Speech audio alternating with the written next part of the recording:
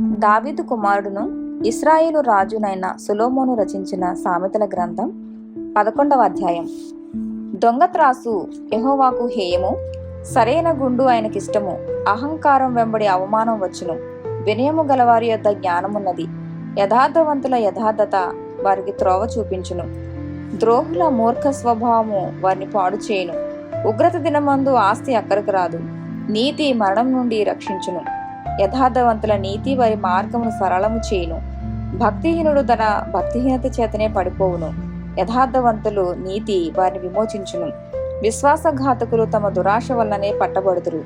భక్తిహీనుడు చనిపోగా వారి ఆశ నిర్మూలమగును. బలాఢ్యులైన వారి ఆశ భంగమైపోవును. నీతిమంతుడు బాధ నుండి తప్పింపబడును. భక్తిహీనుడు బాధపాలగును. భక్తిహీనుడు తన నోటి మాట చేత తన పొరుగు వారికి నాశనం తెప్పించును. తెలివి చేత నీతిమంతులు తప్పించుకొందురు. నీతిమంతులు వర్ధిల్లుట పట్టణమునకు సంతోషకరము. భక్తిహీనులు నశించినప్పుడు ఉత్సాహధ్వనిని పుట్టును. యథార్థవంతుల దీవెన వలన పట్టణమునకు కీర్తి కలుగును. భక్తిహీనుల మాటలు దాన్ని బోర్ల త్రొయ్యును. తన పొరుగువాని దానిని తృణీకరించువాడు బుద్ధి లేనివాడు. వివేకి అయినవాడు మౌనముగా ఉండును. కొండగాడై తిరుగులాడువాడు పరులగుట్టు బయటపెట్టును. నమ్మకమైన స్వభావము గలవాడు సంగతి దాచును. నాయకులు లేని జనులు చెడిపోవుదురు. ఆలోచనకర్తలు అనేకులుండుట రక్షణకరము. ఎదుటవాని కొరకు పూటబడినవాడు చెడిపోవును. పూటబడ నొప్పనివాడు నిర్భయముగా ఉండును. నెనరు గల స్త్రీ ఘనత నొందును. బలిష్ఠులు ఐశ్వర్యము చేపట్టుదురు. దయగలవాడు తనకే మేలు చేసుకొనును. క్రూరుడు తన శరీరమునకు బాధ తెచ్చుకొనును. భక్తిహీనుని సంపాదన వారిని మోసము చేయును. నీతిని విత్తువాడు శాశ్వతమైన బహుమానం నొందును. యథార్థమైన నీతి జీవదాయకము. దుష్టక్రియలు విడువక చేయువాడు తన మరణంనక్కే చేయును. మూర్ఖ చిత్తులు యెహోవాకు హేయులు. యథార్థంగా ప్రవర్తించేవారు ఆయనకిష్టులు.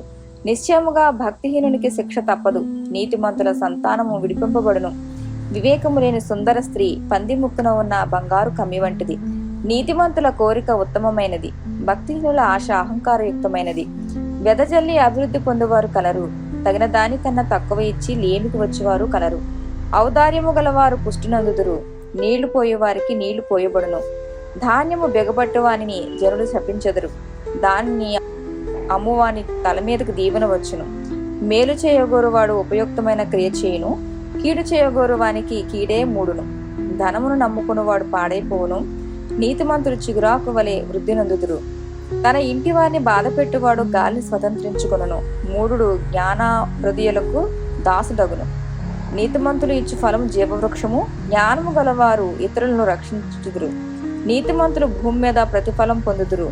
భక్తిహీనులను పాపులను మరి నిశ్చయంగా ప్రతిఫలం పొందుదురు గదా. ఆమేన్.